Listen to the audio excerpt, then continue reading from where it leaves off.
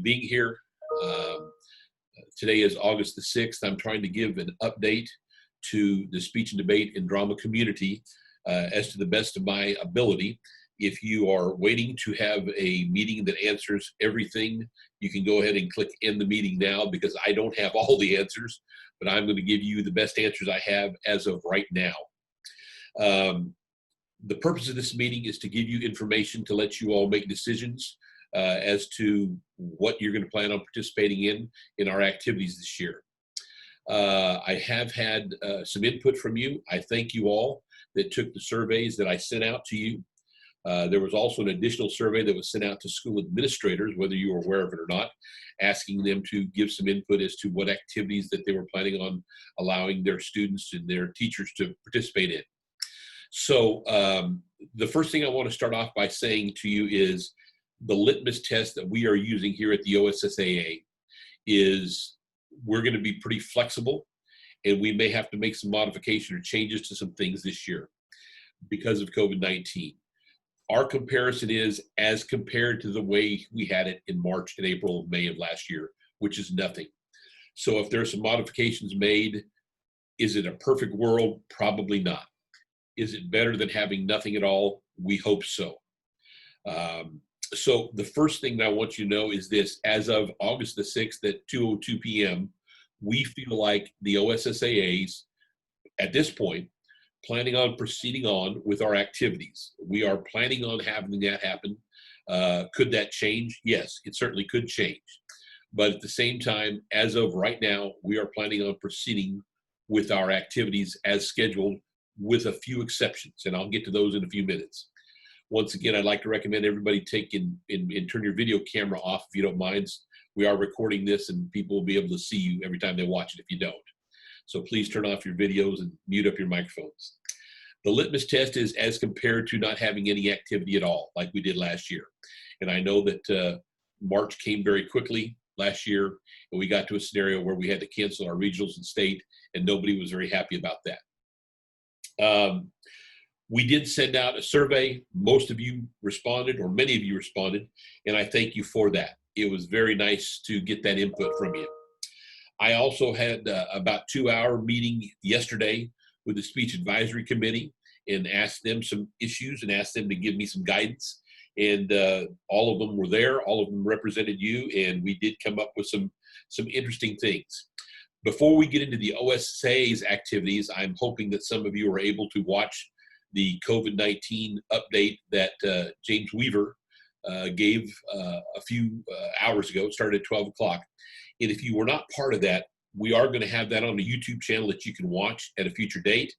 But I wanted to kind of share a couple of things from that, if you don't mind.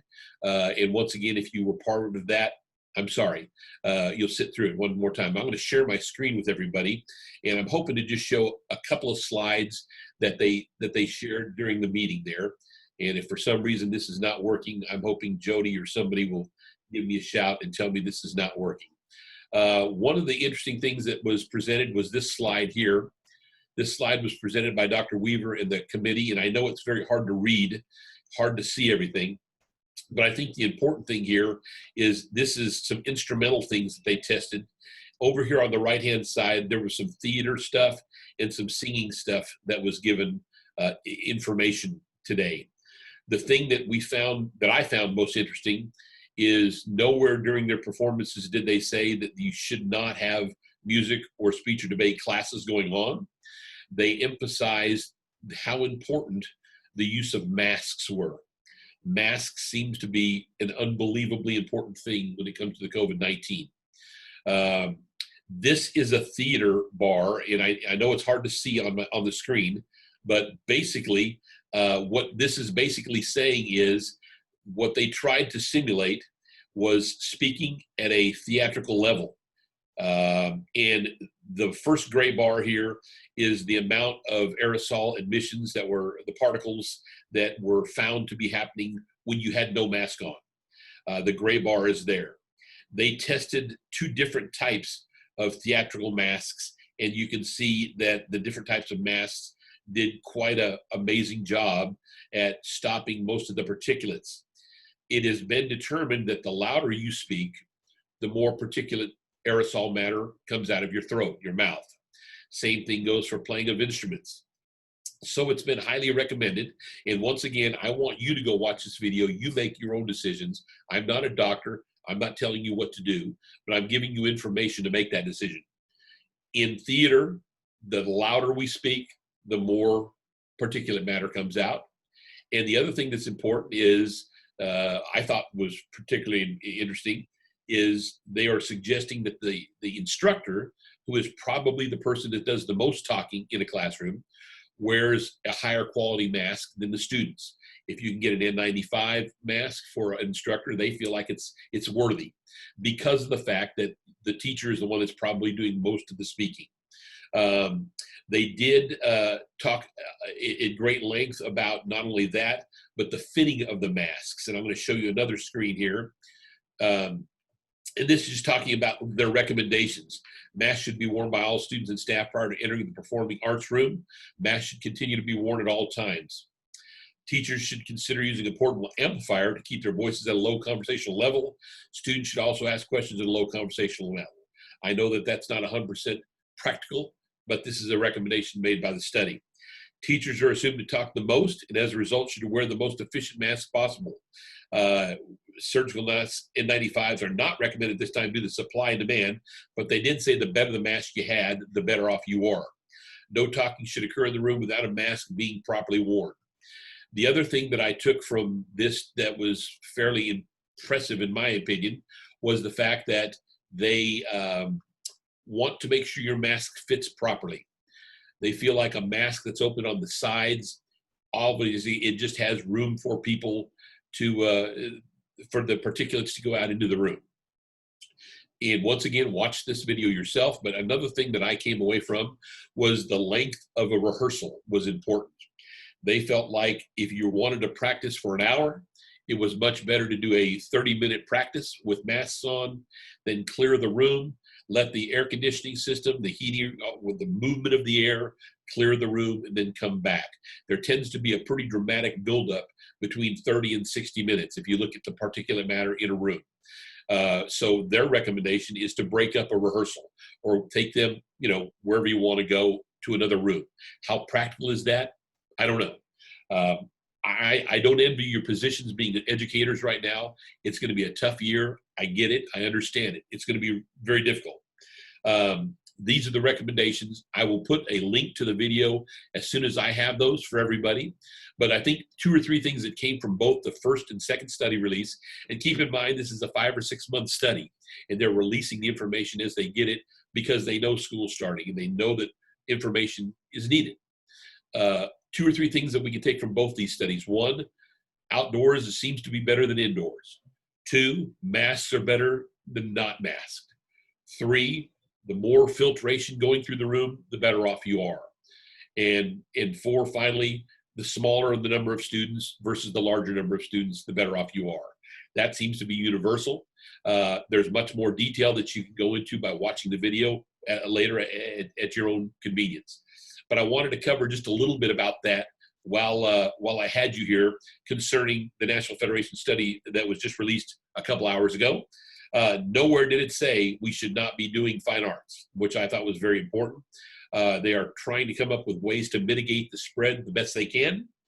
And I think it's important that Mike Plunkett has an opinion here that I'm going to share with you. I was in the classroom for a number of years. Whether anyone remembers that or not, I get it.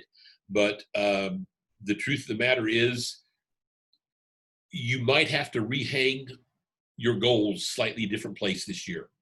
A very smart man told me one time that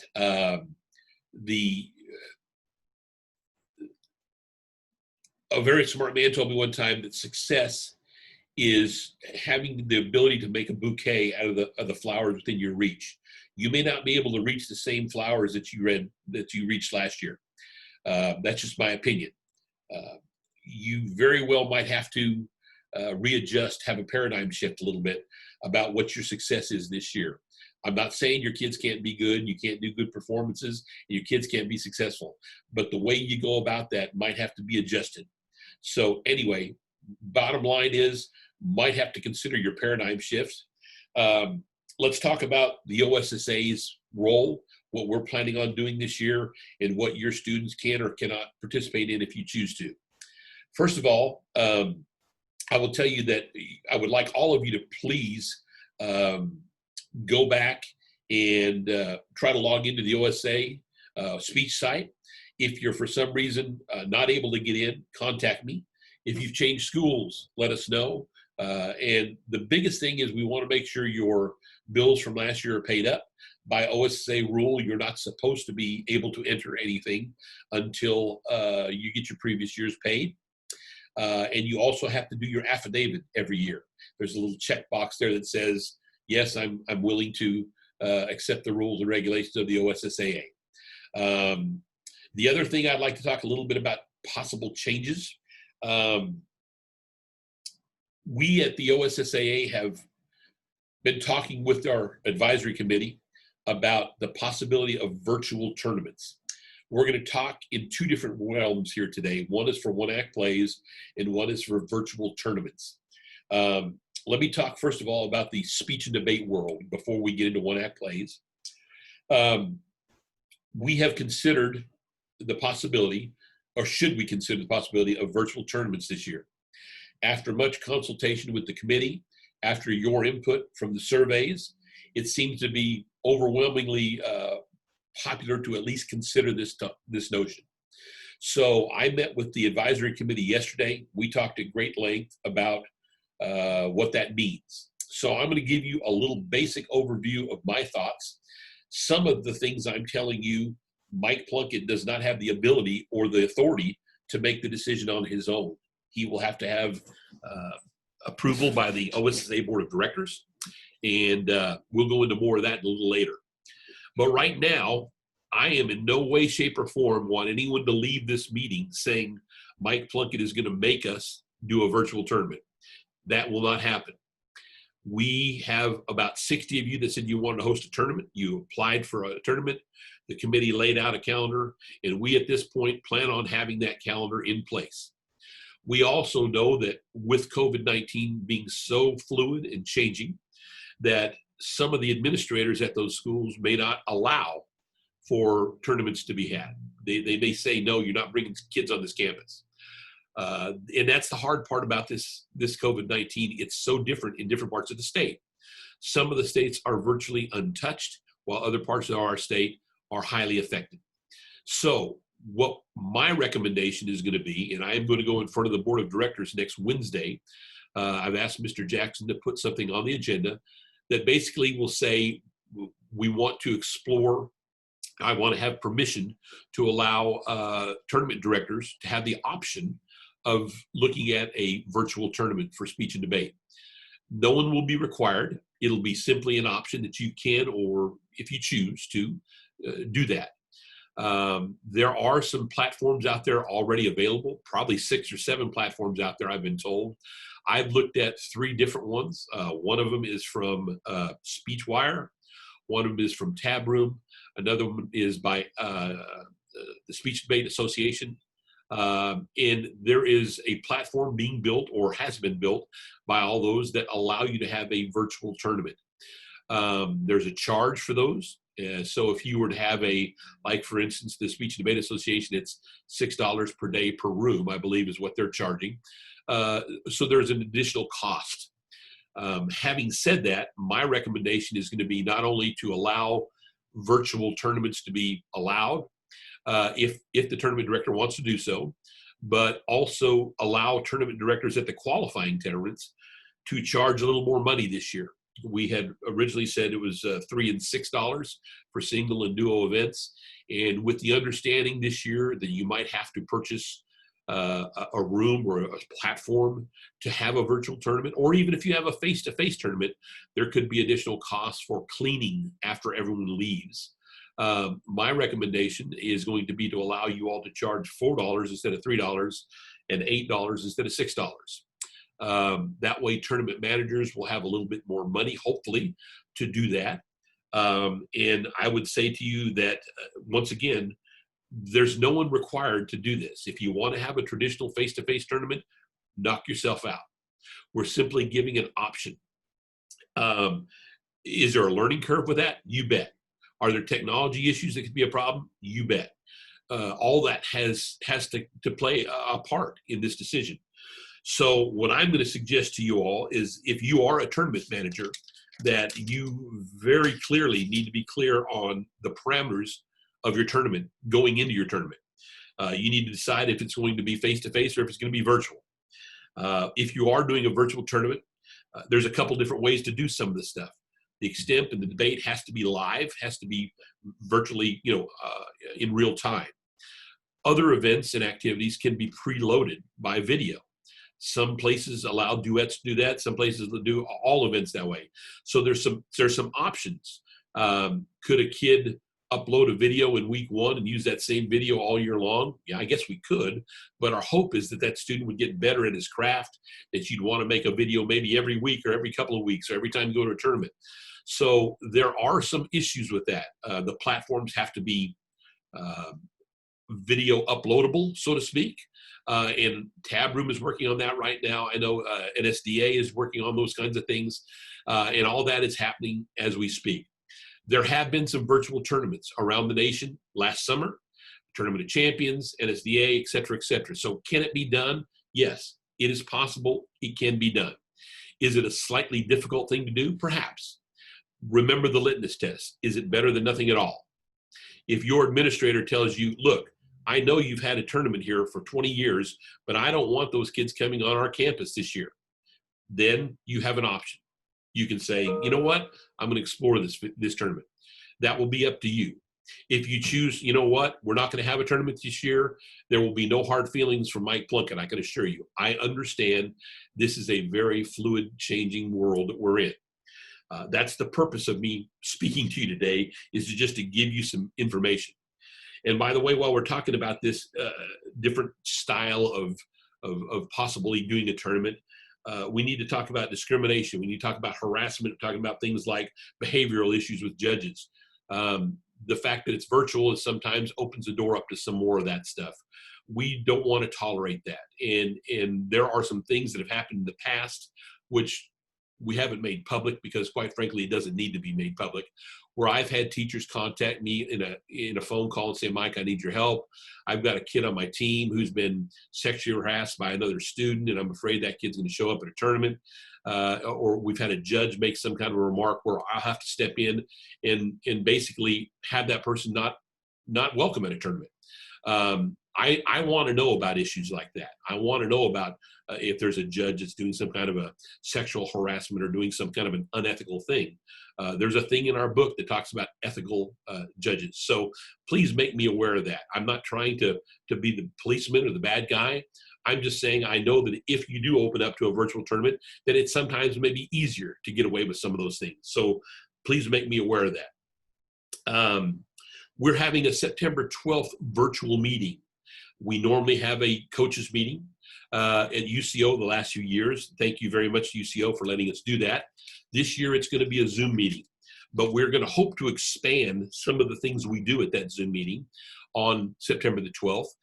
One of the things that we've talked about doing is to have lots of educational components about running a virtual tournament. Actually maybe having a physical layout of one, letting you visit one. We've talked as a committee yesterday about perhaps having a, quote, test tournament sometime in September or something like that. Just throw one up and say, hey, everybody, if you want to learn how this works, let's do this. There is some flexibility on how you run a virtual tournament, as I've been told by the experts. And duos and two people are especially tricky if you're trying to do social distancing. There's a way to put them in the same room if your team, and once again, this is the flexibility. If you're going to a tournament this weekend, you can bring your entire team up to your school and use the computers in the school if you'd like, or they can stay at home and do it. A pre-recorded duo is something that we in the OSSAA would have no problem doing if you chose to do that. We're probably going to have that as a flexibility issue where you can do whatever you want. That's something that we're going to leave up to the hands of the tournament managers. And if one tournament wants to allow uploaded videos and the other one doesn't, that's up to them. We're going to let you have that flexibility. We'll learn more as this goes on. We may put a 6-foot box on the floor and have 2 people say, don't get any closer than that. We want a social distance during this stuff. There's going to be a large discussion of masks. Should you have to wear a mask? The bottom line, if you go to a tournament, if you go to a face-to-face tournament and you go to a school, their school rules are what's in effect. For instance, if you're going to Mike Plunkett High School and you're coming from your high school and my rules say, hey, my administration says anybody who walks in this door has to wear a mask. And you say, well, we don't wear masks at my school. My reply would be, well, you're now on our campus and you're going to have to follow our rules, unfortunately. So the home tournament, and we do the same thing in athletics. Athletics has rules about having an ambulance for the football game. Some do, some don't. If you're going to a football game this year and the home team decides they want you wearing masks in the stands, that's what's going to rule. The home team gets to make those kinds of decisions. If they choose not to, you can still wear a mask. But I'm telling you that the person hosting the tournament is going to have some flexibility about that. And it may not be the same in every part of the state. You will get to decide, hey, I want to go to this tournament because it's virtual. Hey, I don't want to go to this tournament, it's virtual. I want to go to this one because it's face-to-face. You get to make those decisions, and we're going to allow that to happen this year. We're going to have to be a little bit more flexible than we've been in the past. When people call up and say, I'm going to have to cancel my tournament because my superintendent said so, you as teachers and coaches need to be a little bit more understanding than you normally would be. I know that that's not going to be a popular decision, but it could happen. It very easily could happen more this year than we've been in the past. People that are wanting to change dates of tournaments, I'm going to try to be more, much more understanding than I have been in the past about that kind of stuff. The addition of virtual tournaments might require some additional rules, some more regulations. I know at the national tournaments, they did a little addendum that talked about things that happen at a virtual tournament that don't happen in a live tournament. What happens when one of the people loses a connectivity, their internet drops? How do you handle that? Those kinds of things will probably need to be codified. I and the speech committee have talked about that. We're in the process of trying to figure out what would be the best way to handle that. And we're going to do our very best to make that happen for you. Is there some things that will probably get some lumps along the way and learn the hard way? You betcha. I'm not about to tell you that I have all the answers. All I'm trying to tell you is I am trying to provide a situation for you where there will be regional and state champions this year. That's my goal. I want to have one way or the other, in one shape or form, a regional champs and state champs this year. I did not like not having them last year, and I know you didn't either. So I am committed to trying to make that happen, and I hope you'll support us in that. Will it be slightly different?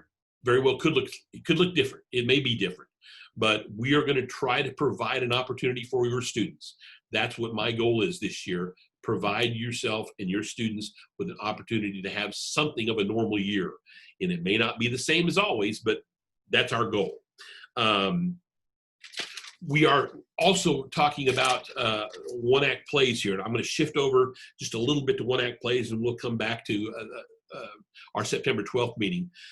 By the way, before I forget, the September 12th meeting does not look like we're going to have any demo days. Demo days that are normally offered at the schools that we normally do it, their administrations are not comfortable with that right now. We talked about a virtual demo day. That didn't seem to work real well. So I'm going to tell you right now that there's not going to be a demo day that we traditionally have. And we'll talk a little bit more about the September 12th meeting later. I do want to tell you that, once again, compare everything to the litmus test, what we had last year, which was nothing. I did have a survey item that we sent out, and I'm going to shift over to one-act plays for a few minutes. One-act play people, thank you for responding to me in the survey I sent out. In the survey that I sent out, and I'm going to do another screen share here with you if you don't mind. One of the things that I asked on that survey was this question right here, and I'll blow it up so you can see it. Given the uncertain environment with COVID-19 and how your school will be starting the year, would you prefer postponing the one-act play competition to the spring or have a virtual version of the one-act competition in the fall? About 37% of the people that answered don't do one-act, so you can ignore the orange area of this pie chart. The blue, about 41% of the people said, yes, I prefer to delay to the second semester to try to keep it alive possible.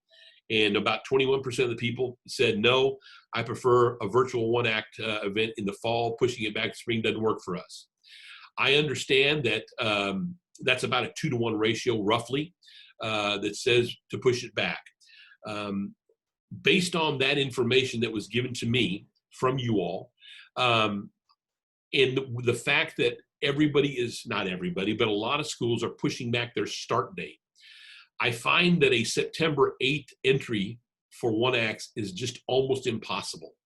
I don't know how in the world we can expect teachers to get a play ready for one acts with the fact that more and more schools seem to be bumping back their start date. I am inclined to believe that if we have our one act play in October, the second week in October, with our deadline in September the 8th, like we planned it, that we are going to have little to no people involved. Based on the response of that survey, I believe, and my recommendation to the board next Wednesday is to be that we change the date of one act plays. Where are we going to put them? Don't know yet. There are 3 possible dates that I can see that are possible. I visited with Mr. Jackson, my boss, about this morning, and it appears to be 3 possibilities. Now, keep an open mind for a moment. None of these are what it always is, okay? I get it. It's different. If we tried to stay in the first semester, there's only about 1 month that's possible, and that's November. Not a real popular date, but it's something to look at, and I will look at that.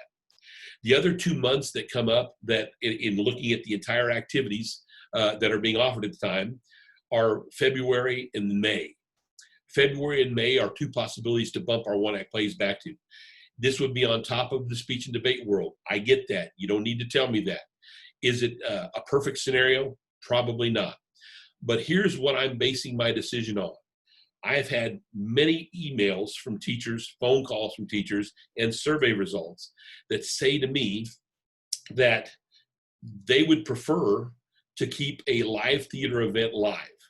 It's so far removed from the original experience that in order to have people just log in and watch your play virtually, it's just not the same experience. Now, might we have to do that? We might. We might have to have a virtual one-act play. Is that possible? Yes and no. It's possible to have it in the respect that we can upload video to a platform, and I've already cleared with the National Federation that they have a platform that we could have our plays uploaded. We could have you as teachers film your own show, and we would have to have some parameters. How many cameras were allowed? Zooming is allowed. One camera, don't zoom much. And is that a perfect world? No, it's not. But if you upload a video of a copyrighted material to YouTube or anywhere else where others can see it, that is a copyright violation. And nobody in the country is doing that. Everyone in the country says you can't do that, and I agree with it. We had a period of time from March to about June where the National Federation figured out an agreement with publishers that allowed them to upload to YouTube for educational purposes a couple of things, but that has now expired. The publishers have not been very friendly to work with us on this one, according to James Weaver at the National Federation. So that leaves us with 2 options. One, we could have you upload and it would only be viewed by the judges. Your mom and dad can't see it, grandma and grandpa can't see it. If you do that, then you're legal with the copyright rules because no one else is seeing it, and for educational purposes, we're allowed to do that. The other option to do a recording of a one-act play is every school is allowed to have an archival copy of their performance for educational purposes. So in other words, you are allowed to have a video of Bye Bye Birdie if you did it, or whatever show you want to do, and keep it on your shelf. We could ask the one-act plays to send in their archival copy on a flash drive. And we would take those copies and give them to the 3 judges and let them watch them at their own time. The downside to that is it takes more time, obviously, to take the archival copies and move them from one judge to the next. Is it a perfect way of doing it? No, it's not, but it's a legal way of doing it. So we've got 2 or 3 things in play here with one-act plays. One, the desire to keep it a live event. And by your survey results, 2-to-1 option, you prefer to kick it back to try to keep it live. So my recommendation to the board is to do that. I'm going to talk to them next Wednesday. How far back? I'm not sure yet. I'll visit with my boss. I'll visit with the board. We'll come up with some parameters. But if we take the one-act plays out of the first semester and put them in the second semester somewhere, that opens up the October time for us to learn more about the virtual speech and debate world too. That opens up some additional time, some additional weeks for people to get in there and have practice tournaments to figure out how this all works. So there's some pros and cons to this. I understand that not everybody listening to me right now thinks this is a great idea. I understand that. But I'm going on the survey results. I'm going by the emails and phone calls I got from many of you that said, man, we really want to keep this as close as we can to a live event. I've had site issues as well. If you're not familiar with one-act plays, getting sites to have them is a tough thing. Right now, we are currently using 9 sites for regionals and 3 sites for state. There's a very good chance that people who are willing to host got even smaller. Would that maybe make us have a virtual one-act play? Perhaps. If we kick this thing to the second semester to keep it live, could we be in a scenario where we still can't find stuff? You bet. We could. I hope not, but we could. Who's to say what's going to happen now if it's, the governor, the State Department of Health could all of this could go down the toilet, as you know. But right now, we're trying at the OSSAA to make plans to go forward with our activities. Football, volleyball, all the first semester stuff, cross country. We are planning on having those events right now. Have we talked about moving some stuff? Yes, we have. Nothing officially has been moved. The first talk of it is going to be on Wednesday at our board meeting. And I'm going to make the suggestion to our board that they allow us to look at possibly moving one-act plays and to also possibly have a virtual tournament option. Now, if you adamantly hate that, I got it. You don't need to tell me. I understand. Not everyone's going to love this thing. I'm trying to make it so that your kids have an experience. That's it. A virtual experience, is it better than nothing at all? I think so. Maybe not. If you don't feel that way, then obviously you don't have to participate. I hope you don't go away from here thinking that that's the answer. You're going to have to readjust this year. It's going to be a different kind of a year. So that's my biggest recommendations right now. Are there things going to change? Absolutely. I am 100% sure of that. If you have a question that I haven't attached an answer to yet, if there's a thought that you want, there's a chat window down there. Please feel free in the next 5 or 10 minutes to send me a message. I'll try to look down there and see it and try to answer it. Some of the things I don't have it. Just once again, put it in the chat window and I'll try to respond to it as best I can. All right. The other thing I want to say to everybody here is the financial scenario that we are in at the OSSAA. I'm not trying to give you a feel sorry for us window, but the truth of the matter is every one of those engraved medals that we purchased for regional and for state, we got to eat because there's no value in them. There's a date on them, and I know it's not your fault, and I'm not telling you that. The reason I'm telling you that is the speech and debate tournaments, normally we kind of catch up on our bills by having regional and state. As you all know, the qualifying tournament, that money goes to you guys. It doesn't come to me. The other thing is this. We spend money in the first semester. We print materials. We make ballots. We do all that stuff. And we kind of pay our bills in the second semester. When we took away the regional and state, we went from a scenario where we normally lose a few $1,000s a year in speech and debate to losing, it looks like about $11,000 or $12,000 this year. Mr. Jackson has not said anything to me about, hey, Mike, you've lost too much money. That's not it. I'm sharing that information with you as we thought we could take the ribbons off the medals and at least use the ribbons.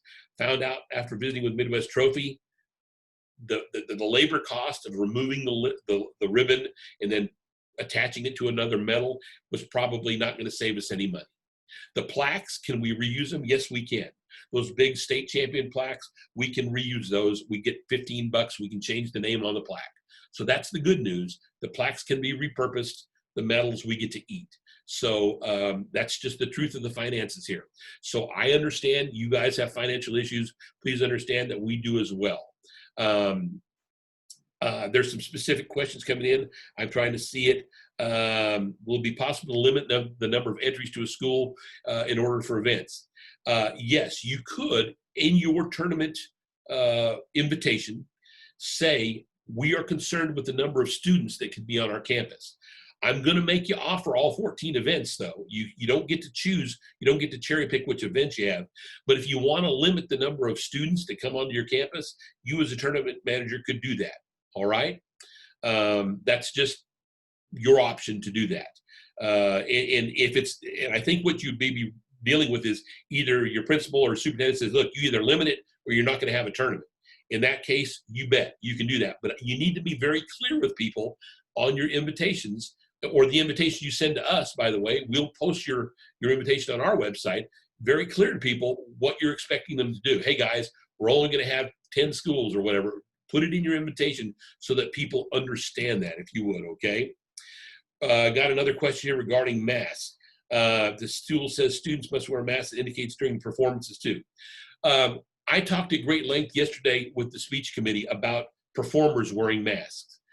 It is our feeling that during performances, when a student does a monologue, for instance, that we as a community can keep the crowd back from the performer to an extent that we can still do social distancing. My recommendation, unless it changes, would be that the facial expression is part of your performance. I think when a student does a performance on a stage or in a room, that their facial expression really is part of that. So to wear a mask limits that student's ability.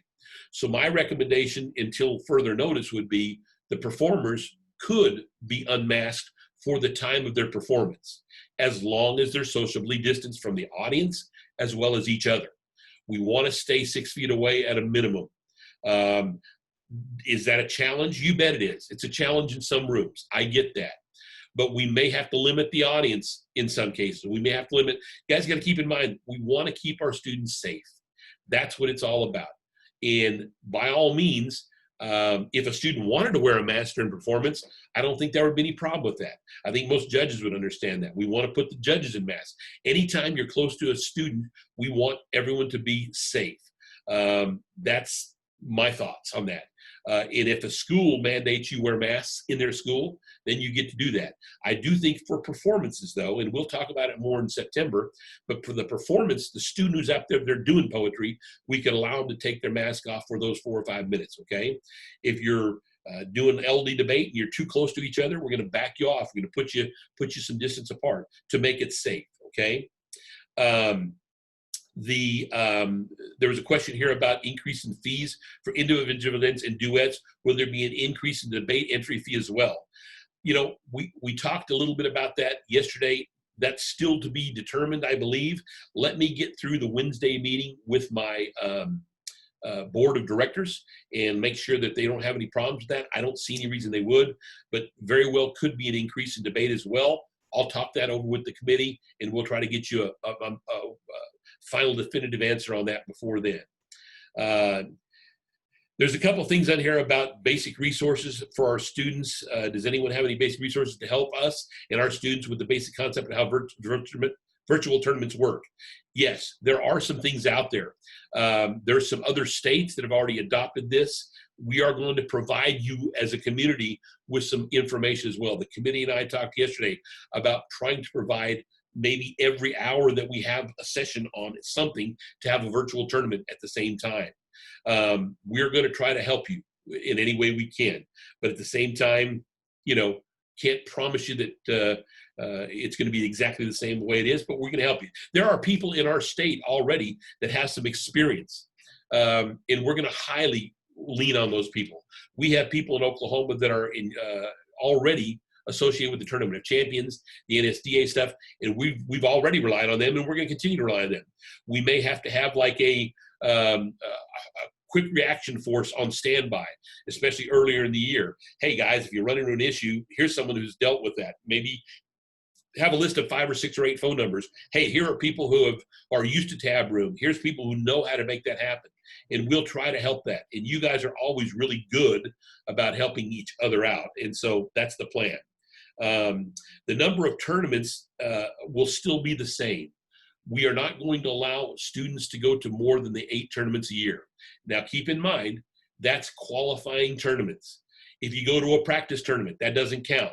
If you go to a tournament and all your kids are entered in novice, that doesn't count. And while we're speaking of novice and champs, you know, you probably are going to have your hands full with a virtual tournament running it the first time. My suggestion would be not to run the novice and champs perhaps at the same time. There's nothing that says you can't run that at a different time. And we'll talk more about that in September. We're going to open up possibilities to different ways of doing things.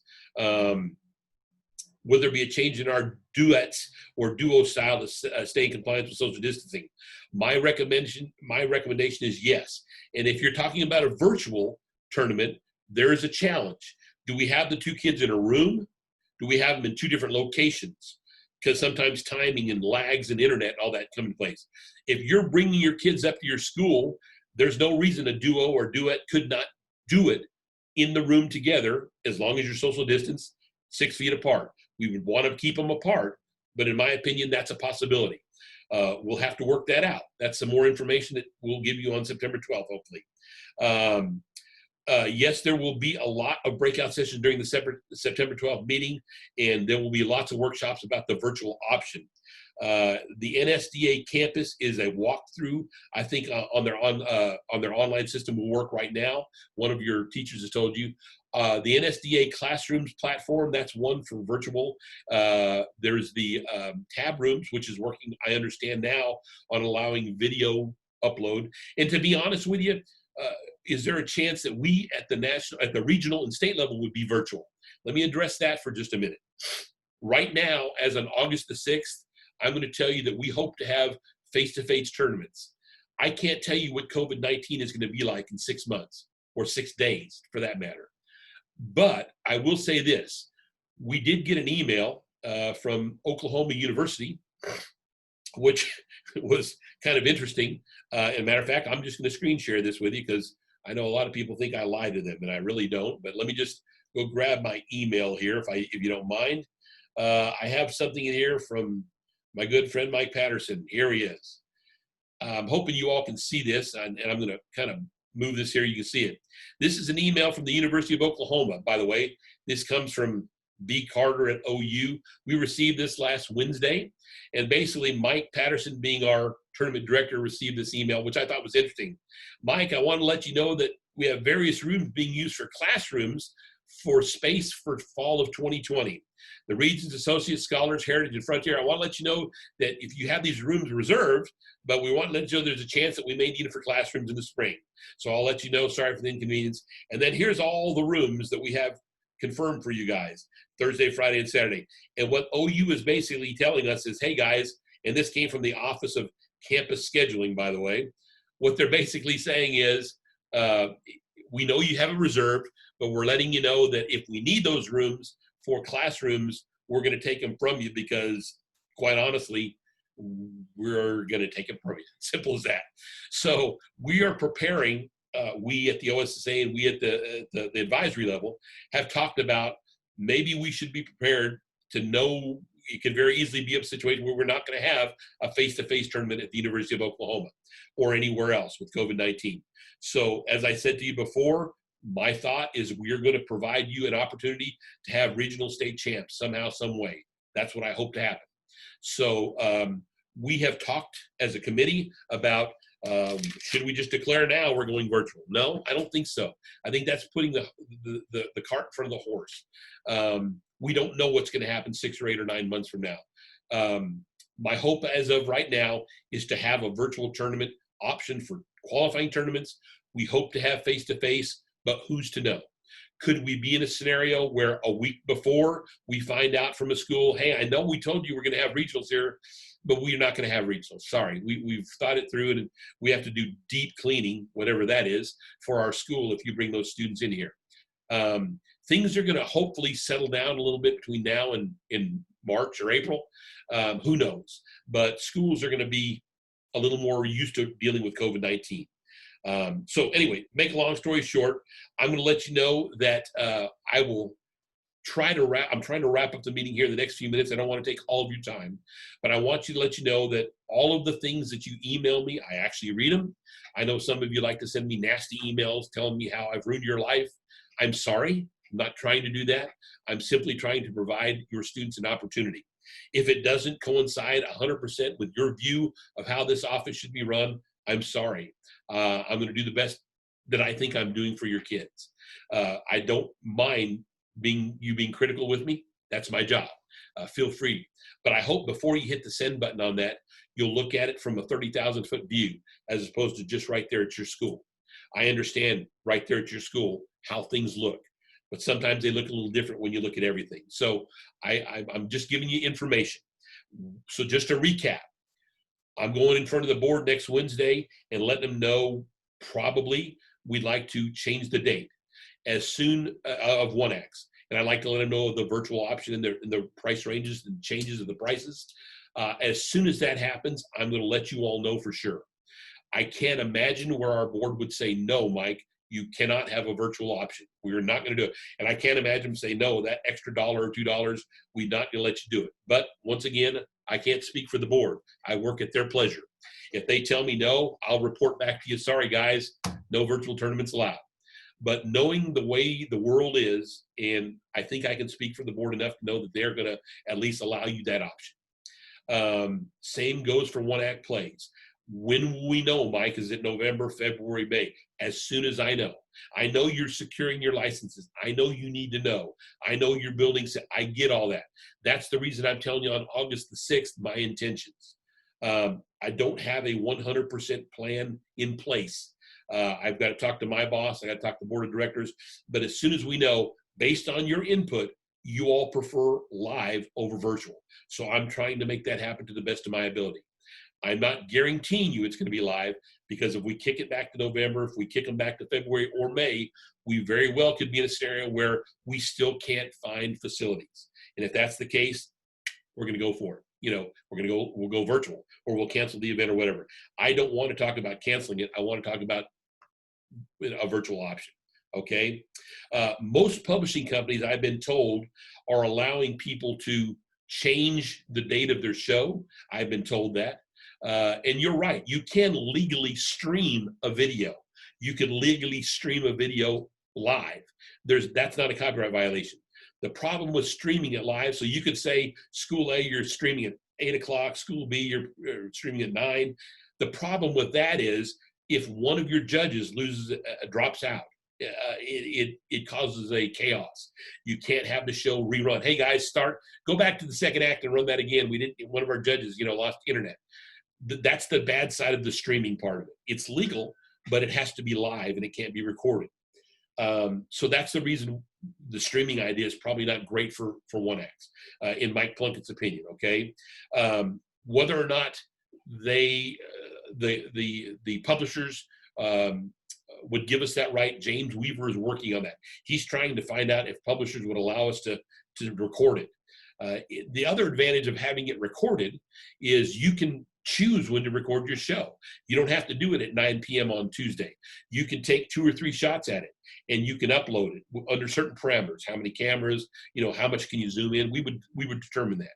Another option is just to make all one-act plays do non-copyrighted materials. Make everybody do Shakespeare this year. Or one of the thoughts was to do like a reader's theater. We've talked about all these different options. So far, we think the best one is just to kick the can down the road and try to do it live, all right, for 1X. Bottom line is most people don't even know what students they have right now. So to pick a show and say, hey, I need you to enter by September 8th is not real practical. So once again, thank you so much for your time. I am going to wrap up the meeting and let you know that we will be having an extended September 12th coaches meeting. Please mark your calendar. Please tell your friends. We want you to be part of that meeting. For nothing else, to get information. This meeting that I'm recording, I will upload that to a YouTube situation, and I'll send that out as well as soon as possible. So thank you all very much for your time. I hope that it was informational. If I didn't answer all of your questions, shoot me an email. I'd like to thank the committee for their couple hours that they spent working with me yesterday. And I appreciate all of you guys. I really think that you guys are doing great things trying to change kids' lives, and I support you. I'm not a teacher any longer, and I can only imagine how difficult this year is going to be. But that's the most current information I have on your events. And thank you for your time. Have a nice day. We are gone.